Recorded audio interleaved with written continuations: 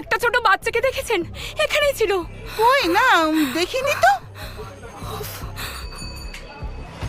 একটা ছোট বাচ্চা, সবুজ রঙের ড্রেস পরা। দেখেছেন কোথায় না গেল? দেখিনি তো। মিষ্টি,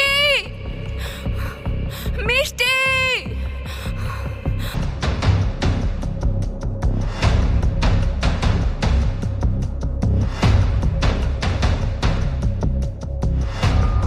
আমি তোমাকে নিয়ে যাব, তুই আমার সাথে চলো।